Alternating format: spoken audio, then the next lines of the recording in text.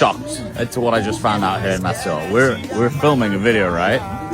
So this guy's giving me coconuts for the video. And some random guy comes along just from the street and asks to buy a coconut from the guy. And he says, how much is the coconut?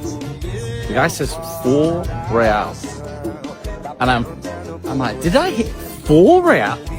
4 reals. I walk back to the group and I'm like, did you hear that? This girl here's from Sao Paulo. She's like, guys, in Sao Paulo, a coconut is like 15 reals. In Rio, it's like 10 to 12, and a kiosk, it might be 15 or more. 4 reals? And then the team that's from Maceió said 4 reals is expensive. 4 reals for a coconut is expensive. They said it's normally 2 reals. 2 reals for a coconut. I'm living in the wrong place. 2 reals? Do you have like is every tree full of coconuts in this place?